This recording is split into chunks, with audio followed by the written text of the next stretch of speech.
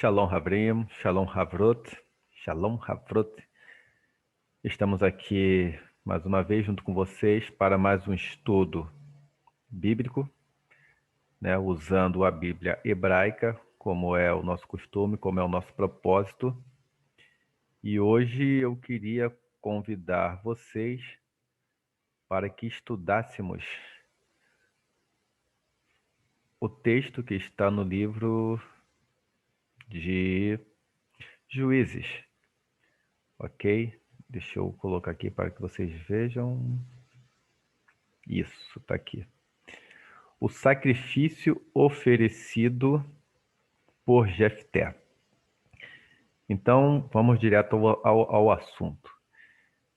Jefté ofereceu a sua filha como sacrifício, um sacrifício de morte ou não? A Bíblia hebraica, o texto hebraico, soluciona esse mistério? Sim ou não? Então, eu convido vocês a participar conosco desse vídeo e para que ao final nós tomemos nossas conclusões. O texto hebraico desvenda esse mistério ou não desvenda esse mistério? Então vamos lá, vamos conosco. Aqui é o material que eu sempre mostro para vocês, né? As traduções bíblicas, mas hoje nós não vamos usar as traduções bíblicas. Eu vou traduzir apenas um versículo, que eu acho que é o suficiente. Ok? Mas o material está aqui. Se vocês quiserem o material depois, coloquem nos comentários, coloquem seu e-mail ou coloque no... Se você não se sente confortável em colocar seu e-mail aí no YouTube, nos comentários do YouTube, você pode visitar nossa página no Facebook, colocar ali seu e-mail, pedindo qual o arquivo que você quer e eu mando para você sem problema. Ok? Então vamos lá. Não vamos fazer um vídeo longo hoje não. Para que a gente possa entender o texto, primeiramente a gente tem que entender qual o propósito do texto e entrar na mente do autor do texto, né? Como ele via os personagens, como eram os personagens na época. E nós temos aqui o nome do nosso livro, né? O nome do livro em português é Juízes, mas não sei se seria uma tradução boa, Juízes. O nome do livro em hebraico é Shoftim. De repente, na época em que foi escrito, que foi traduzido, seria uma boa tradução. Mas hoje eu acho, pelo menos para mim, não seria uma boa tradução. Porque o termo juiz aí não é que dizer que ele julgava o povo de Israel. Era um homem sábio, né, que julgava as causas, assim como Salomão. Não. Eles eram juízes contra o povo que estava subjugando Israel. Ok? E também o período que descreve isso. Segundo esse autor, Robert, vou ler só Robert, que o nome é muito difícil, ele diz: o livro de Juízes descreve a época mais negra da história de Israel. Embora seus acontecimentos venham logo após os anos dourados da geração de Josué. E mais à frente nós vemos versículos que comprovam isso. Vou ler só esse texto aqui de Juízes 2, ok? Versículo 10 ao 16. Depois que toda aquela geração foi reunida de seus antepassados, surgiu uma nova geração que não conhecia o Senhor e que ele havia feito e o que ele havia feito por Israel. Então os israelitas fizeram o que o Senhor reprovava e prestaram culto aos Baalins. Abandonaram ao Senhor, o Deus dos seus antepassados, que os havia tirado do Egito, e seguiram e adoraram vários deuses dos povos ao seu redor, provocando a ira do Senhor. Abandonaram o Senhor e prestaram culto a Baal e a Astarote. A ira do Senhor se acendeu contra Israel, e ele os entregou nas mãos dos invasores, que os saquearam. Ele os entregou aos inimigos ao seu redor, aos quais já não conseguiam resistir. Sempre que os israelitas saíam para a batalha, a mão do Senhor era contra eles para derrotá-los, conforme havia advertido e jurado a vocês. Grande angústia os dominava. Então o Senhor levantou juízes que os libertaram das mãos daqueles que os atacavam. Então toda vez a gente via que o povo pecava, Deus levantava uma nação contra Israel, aquele juiz era e aquele juiz livrava o povo, ok? Mas não era uma coisa perpétua, não era aquela coisa como um rei que passava de filho para filho, não. Eram normalmente em clãs diferentes, né? E um versículo muito, muito, muito que relata a verdade da época de Juízes é esse que está aqui em Juízes 17, versículo 6. Naquela época, não havia rei em Israel. Cada pessoa fazia o que lhe parecia certo. Ok? Então, essa é a temática de todo o livro. Apesar de estar no capítulo 17, em outros capítulos também, eu só coloquei esse, mas essa era a temática do livro. Cada um, num português bem claro, cada um fazia aquilo que dava na telha. Era o que ele queria. Uma prova real disso é Sansão. Sansão foi o juiz escolhido por Deus para livrar o povo de Israel. Mas Sansão fazia aquilo que ele queria fazer. E naquilo que ele queria fazer, Deus usava e até que livrou o povo. Vamos lá. O termo juízes. O termo vem de uma raiz hebraica shem, Jesus, p e tet, o que tem a ver com o verbo lishfot, o, o qual tem como significado executar um julgamento, castigar, condenar. Então, foi o que eu falei anteriormente. Esses juízes, eles executavam o julgamento de Deus. Eles castigavam a nação vizinha que estava oprimindo Israel. E ele só era feito para isso. Às vezes ele não tinha conhecimento nenhum. Claro, ele tinha um certo conhecimento da cultura dele, mas não um conhecimento profundo. Era aquela coisa que foi passando, passando, passando, e acabava que muitas vezes ele fazia as coisas do jeito dele. Uma outra coisa que a gente tem que entender é sacrifício, ok? O termo sacrifício ele não é uma palavra muito bem traduzida, mas vou ler aqui com vocês. A palavra sacrifício tem sua origem no latim, sacrificius. Tem o mesmo significado que o termo em português. Apesar de estar sempre relacionado com o ato de abrir mão de uma coisa por outra, a palavra latina era composta por sarcer, que significa sagrado, e facere, que significa fazer. Em uma tradução literal, sacrificios seria tornar um ato sagrado. A palavra afeta o contexto das antigas celebrações ritualísticas da cultura indo-europeia, significando exatamente o ato de fazer manifestar o sagrado, ou seja, o ato de passar da esfera do profano para a esfera do sagrado. Na língua portuguesa, a palavra tem um sentido de privação voluntária ou forçada de um bem ou de um direito. Este significado constitui uma redução do campo semântico original do vocábulo, acima referido, de que se manteve apenas a referência à prática nos ritos de oferecer-se um bem a uma divindade, com vistas à obtenção de alguma dádiva. Como eu disse, isso é o significado de sacrifício em português. Mas quando você quer entender a palavra no hebraico, você não pode recorrer a dicionários da língua portuguesa, porque o significado pode ser muito diferente da palavra que está em hebraico, que no caso aqui, a palavra no original seria korban, ok? Korban não tem esse sentido de você oferecer algo. A palavra korban no hebraico ela vem da palavra karov, né, que dá sentido ao verbo lekarov, significa aproximar-se. Né? No sentido da língua portuguesa, sacrificar normalmente é matar. Pode ter mais alguma coisa, mas sempre para você estar dando uma coisa para receber outra. Mais ou menos assim. Já no hebraico, Corban é aproximação com Deus. É isso que é o significado que ele tem. Então, eu coloquei aqui os dois sentidos, as duas traduções que essa palavra trouxeram no português. Uma foi sacrifício, que é o que nós já falamos, que está na letra B, e a letra A é oferenda, que também não é não é a melhor tradução, pois não estamos trazendo algo para ofertar a Deus como se ele necessitasse disso, ok? Isso era um pensamento pagão. Então, vamos lá. Corban é a palavra traduzida como sacrifício ou oferenda. Nenhuma das duas é uma tradução boa, mas é o que nós temos e é o que nós vamos usar, ok? Mas como eu estou dando um estudo aqui, estou trazendo isso para vocês.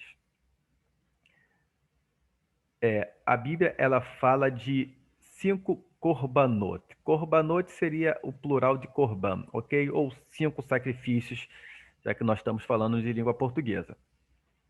Esses 5 sacrifícios que Deus instituiu ao seu povo que fizesse, eles têm o nome de Olá, Minha, Shelamim, Shatat e Asham. Então, nós temos esses 5 sacrifícios. Vamos diferenciar todos eles aqui. Korban Olá, ou sacrifício de Olá, é um sacrifício de elevação. Por que de elevação? Olá, ele significa, ele tem um sentido de subir, de estar em cima. Então, por que ele é um sacrifício de elevação? Porque o animal em si, ele era queimado no altar. E aquela fumaça que subia dessa queimação, ela subia, ela elevava. Então é olá, é o sacrifício que subia, é o sacrifício que chegava como cheiro agradável ao Senhor, porque era aquela fumaça subindo. Ok? Eu peço que vocês gravem esses nomes, por favor. Olá. O segundo é o sacrifício de minha. É uma oferenda, sacrifício, um corban, de refeição e de presente a Deus. É dar presentes sem nenhuma causa específica. Utiliza e principalmente farinha de trigo, sem animal, por causa do seu conteúdo. É geralmente trazido por pessoas de poucos meios. Ok? Uma pessoa que não tem muita coisa que dá. É o terceiro sacrifício, Korban Shatat. É um sacrifício pelo pecado involuntário, tá? Não vou chegar a fundo deles, porque eu estou dando os versículos aqui, se vocês quiserem conferir depois. Eu acho até que vocês devem conferir depois, ok? Quarto, Korban Shelamim, ou Korban Todá. É uma oferenda de paz e agradecimento, parcialmente queimado sobre o altar, com o restante dividido entre os ofertantes e os Kohanim. Kohanim são os sacerdotes. E o Korban Asham é uma oferta de culpa, Korban de culpa, por transgressão involuntária. Ok? Então nós temos 5 Korbanot, ou 5 sacrifícios. Olá, Minha, Shatat, Shelamim e Asham. Ok? Aqui eu coloco mais especificamente o que são, mas também não vou falar. Se vocês quiserem depois, o arquivo eu envio para vocês, para a gente não tomar tempo. Quero fazer esse vídeo bem rápido. Ok? Então nós temos Olá, mais bem explicado aqui. Ok? Vou pegar só as partes amarelas. Orá é um holocausto. Normalmente na nossa Bíblia, o sacrifício de Olá, ele é traduzido por holocausto. É uma oferta, ela é sempre queimada, é uma oferta completamente consumida pelo fogo, sempre. Olá sempre vai ser esse sacrifício pelo fogo. Ele não pode ser de outro jeito, ok? Olá, holocausto, completamente consumido pelo fogo. Opa, minha é um presente, uma oferta, uma refeição. Korban shelamim, o todá, é algo com agradecimento. Eu vou até ler aqui embaixo uma coisa bem pequenininha, certo? Eram oferecidos por aqueles que desejavam expressar adoração e louvores a Deus, bem como sua paz e gratidão para com ele, muitas vezes por causa de um livramento, tá? Eles ofereciam esse sacrifício. Shatat é o Orban, sacrifício pelo pecado, e Hashem é o sacrifício de culpa, ok? Agora nós vamos para o texto em si, né? Deus escolheu Jefté para livrar o povo de Israel. E Jefté, no momento, ele falou ao Senhor que se ele, apesar de Deus já tinha falado para ele que ele venceria a batalha, mas no versículo 31 do capítulo 11, ele faz um voto. Ele diz ao Senhor: aquilo que, saindo da porta da minha casa, me vieram ao encontro, voltando eu dos filhos de Amon em paz, ou seja, voltando ele da guerra em paz, isso será do Senhor. Isso que? Aquilo que saiu da porta da casa dele. E o oferecerei em holocausto. Essa está na Almeida Corrigida, ok? Vamos para a versão internacional. Aquele que vier saindo da porta da minha casa ao meu encontro, quando eu retornar da vitória sobre os amonitas, será do Senhor, e eu o oferecerei em holocausto. Ou seja, a Almeida Corrigida e Fiel usa a palavra holocausto, a Nova Versão Internacional usa a palavra holocausto. Mas o que é que a Bíblia hebraica fala? Está aqui na tela o texto em hebraico, ok? Está aqui a setinha do mouse, o texto hebraico.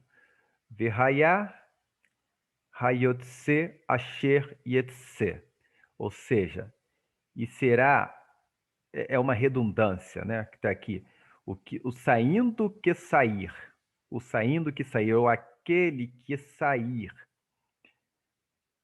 midaltei, da porta da Beiti, minha casa, ou seja, e será aquele que sair da porta da minha casa, likirati, para ver-me, para encontrar-me, como foi traduzido, Bechuve, na minha volta, Bechalom, em paz, Mivnei, Mivnei dos filhos de, Mivnei, dos filhos de Amon, Verraiá, e será lá Yehová, para o Senhor. Vê alitirro, olá. E farei subir, ou seja, em hebraico seria e holocaustearei em holocausto, ou eu farei subir em holocausto. E será aquele que sair da porta da minha casa para me ver ou para me encontrar na minha volta em paz dos filhos de Amon, e será, e ele será, né? E ele será para o Senhor. E farei subir em holocausto. Ou seja, a Almeida Corrigida e Fiel, a Nova Versão Internacional e o texto hebraico diz que Jefté falou que aquele que sair da porta da casa dele, se ele voltasse em paz da guerra, ele ofereceria ao Senhor em holocausto. E vamos voltar aqui. Qual termo está aqui? Eu coloquei aqui em vermelho, o texto hebraico, ok? Olá. Olá foi o tipo de sacrifício que Jefté ofereceria ao Senhor. Está aqui o tetragrama sagrado, não deveria nem ler, mas eu li, de costume. Desculpem. Olá. Então, o sacrifício que Jefté ofereceria ao Senhor era um sacrifício de holocausto. E o que é um sacrifício de holocausto? De olá, é um sacrifício de oferta queimada, onde o sacrifício, o objeto, que normalmente deveria ser um animal, ele é completamente consumido pelo fogo. Então, foi esse o sacrifício que Jefté ofereceu ao Senhor. se ele voltasse da batalha em paz. Ok? Deixa eu abrir aqui na minha Bíblia, só para a gente ler o restante dos versículos. Ok? Mas aí você se pergunta, ora, mas Deus não aceita sacrifício humano.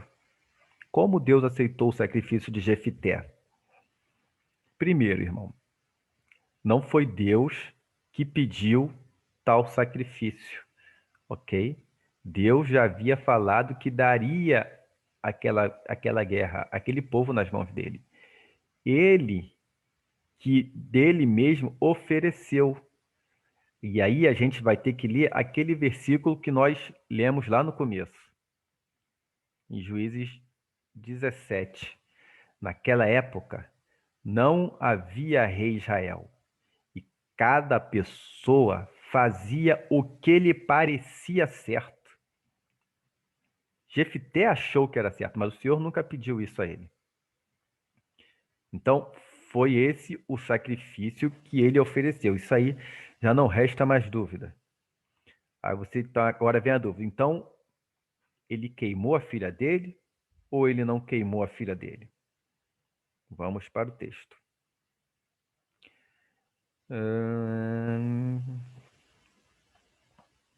Jesus, onde está o texto? Aqui é o versículo 31, ok. Então vamos ao versículo 32. Assim Jefté foi contra os amonitas, não, 33, 34. Quando Jefté chegou a Mispa e a sua casa, eis que sua filha lhe saiu ao encontro com adufes e danças. E era ela a filha única. Além dela, não tinha outro filho nem filha. Logo que ele a viu, rasgou as suas vestes e disse: Ai de mim, filha minha, muito me abatestes. És tu a causa da minha desgraça, pois eu fiz um voto ao Senhor e não posso voltar atrás. Ela lhe respondeu: Meu pai, se fizeste um voto ao Senhor, faze de mim conforme o teu voto, pois o Senhor te vingou dos teus inimigos, os filhos de Amon. Então a gente tem aqui um problema, não seria um problema.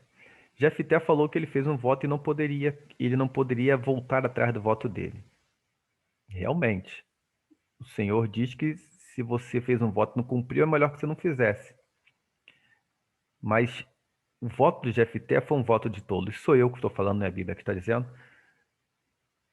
O mais certo de Jefté seria não cumprir o voto do que cumprir aquele voto de tolo.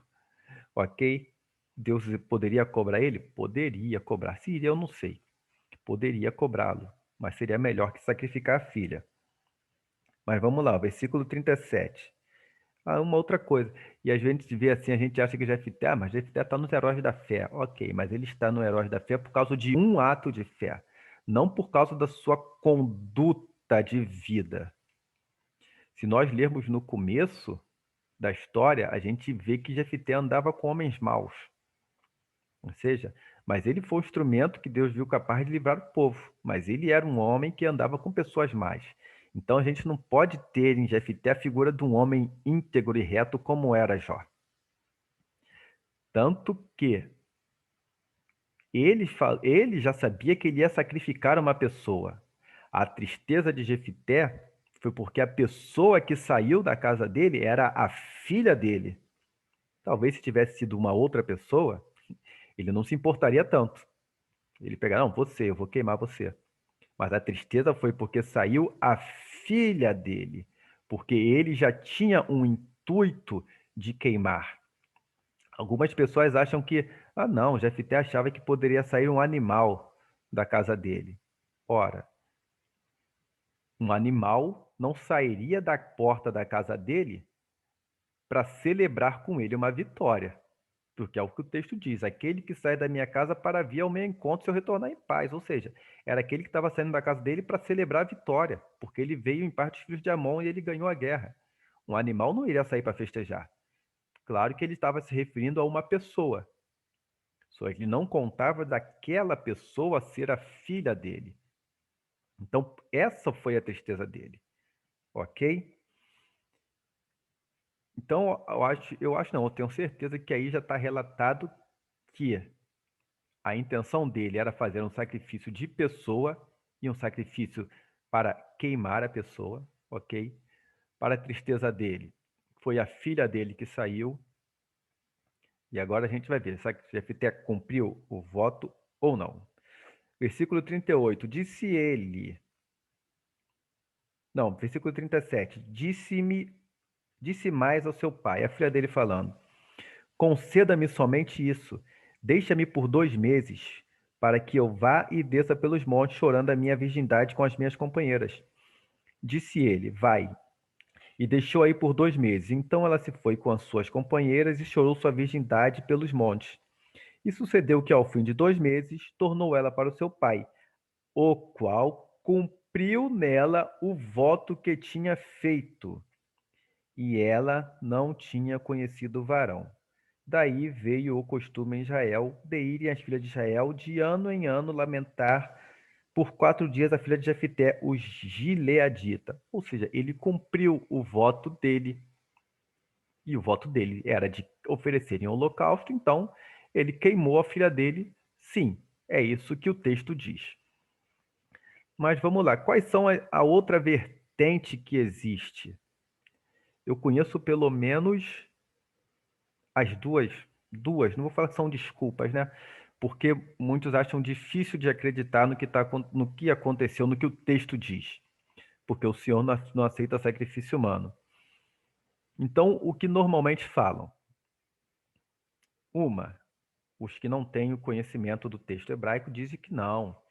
Jefité não oferece, não foi esse o voto que ele fez.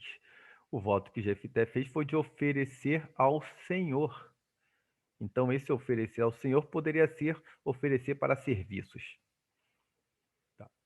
Quem conhece o texto hebraico e vê que ele realmente quis um sacrifício de olá, diz que mesmo que ele tenha feito esse voto de fazer um sacrifício de olá, o que ele fez depois também foi oferecer a filha dele ao serviço ao Senhor. Pois bem, vamos analisar isso. Oferecer ao Senhor seria oferecer o quê? A um trabalho ao Senhor? Aí eu penso, que tipo de trabalho? Porque os trabalhos que existiam naquele tempo, não existia templo, mas existia o tabernáculo.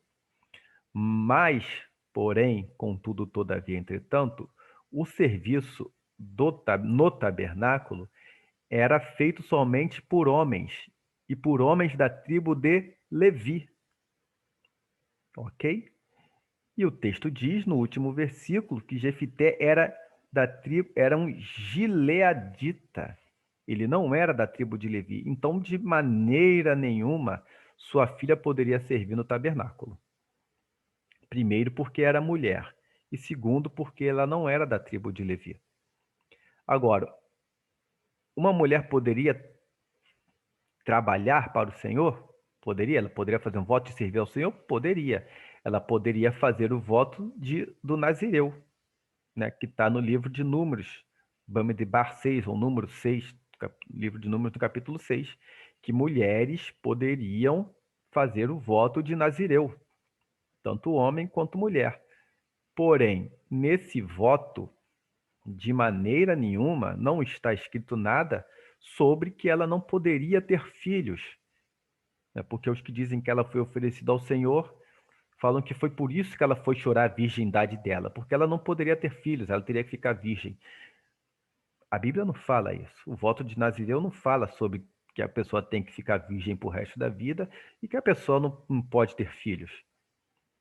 Até porque mandamento do Senhor em Gênesis 6 é: sede fecundos e multiplicai-vos. Ok? Ter filhos era um presente de Deus. Eu não vejo em nenhuma passagem da Bíblia um voto que a mulher era algum trabalho que a mulher tinha que ser virgem. Muito pelo contrário, a mulher não ter filhos era uma vergonha. Vemos lá a mãe de Samuel, Ana. Ela tinha vergonha por não ter filhos. Ok? Agora, uma coisa que me intriga mais ainda nas pessoas que vão por essa vertente é é o seguinte. Eu não sei quando essa teoria nasceu, né? Que ela foi trabalhar para o Senhor e não podia ter filhos. Por isso que ela foi chorar a virgindade dela. O chorar a virgindade aí, no caso, ela não ia poder ter filhos, é claro, porque ela ia morrer. O pai dela ia queimar ela. E a tristeza de Jefité foi que, o texto diz, ela era a única filha dele. Ele não tinha outro, nem filha, nem filho. Ou seja, a herança dele acabou. A família dele encerrou em Jefité. Ele não ia ter netos, bisnetos. A família dele encerrou ali, ok? Agora vamos lá. Por que eu acho essa vertente, essa teoria muito estranha? Vou colocar aqui para vocês. Existe uma história, ou história é uma palavra até que já perdeu o seu uso na língua portuguesa, de Efigênia. Quem era Ifigênia? Era uma personagem da obra de Homero, Ilíada, né? E essa Ifigênia, ela era filha do rei Agamenon. Esse rei Agamenon, ele causou a ira da deusa Ártemis. Há muitas vertentes, ou pelo menos duas vertentes, do porquê ele causou essa ira, mas eu também não vou entrar nesse assunto. E quando ele queria partir para a guerra, né, não tinha vento. Eles não iam conseguir partir para a guerra porque não tinha vento para fazer os barcos se locomoverem. E eles começaram a fazer sacrifício à deusa Ártemis para que ela enviasse vento, para que eles pudessem ir para a guerra.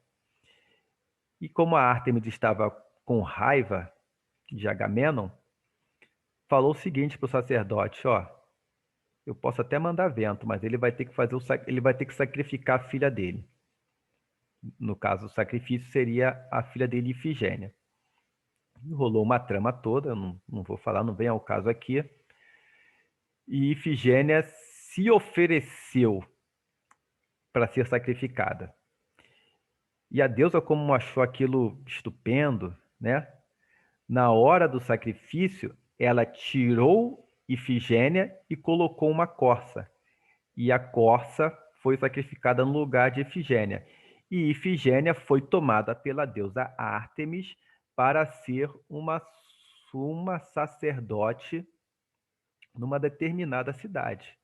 Ou seja, é uma história bem parecida com essa teoria da filha de Jefité servir. Ou seja, ela ia ser oferecida como sacrifício e, de repente, no último ato, foi trocado para trabalhar num templo. Ok, essa é a primeira Efigênia. A segunda Efigênia já é um pouco mais moderna. É uma santa da Igreja Católica. Se eu não me engano, é a Santa Protetora das Virgens, alguma coisa parecida. Essa eu vou ler aqui com vocês, tá? Um texto bem reduzido. Efigênia esperou o momento do sacrifício e ofereceu-se a Deus Criador único e verdadeiro, encorajada por São Mateus. Com fé na vitória sobre o mal, ela se pôs a esperar a hora decisiva. É porque ela ia ser oferecida para ser queimada, tá? Os sacerdotes prepararam e acenderam a fogueira no formato de um trono. Quando as chamas subiram, Efigênia ergueu a voz, invocando o nome poderoso de Jesus. Então um anjo veio do céu, arrancou Efigênia das mãos inimigas e tornou-a invisível, aparecendo em outro lugar. Após esse milagre de libertação, Efigênia multiplicou seus esforços e o zelo pela conversão do palácio e de toda a Núbia. Em seu zelo pela pregação do evangelho, Efigênia teve a seguinte revelação: Efigênia, se pretendes saber o modo conveniente de me servires, conforme a minha vontade, faz-te generalíssima de um exército de virgens pobres, obedientes e castas que, renunciando voluntariamente ao século, consigam o inestimável brasão de serem esposas minhas. sem detrimento de sua inviolável pureza. Efigênia obedeceu prontamente. Falou com seus pais e construiu um edifício para aquele exército de virgens. Muitas virgens de Núbia acreditaram em Efigênia e seguiram-na. Ou seja, a história desses três personagens, Santa Efigênia, que na verdade eu não sei nem se é um fato real, mas Santa Efigênia, Ifigênia ou Efigênia da Ilíada e a filha de Jefité são histórias com finais bem parecidos. As, claro, quando eu falo da filha de Jefité, eu falo dessa teoria de que ela não foi queimada.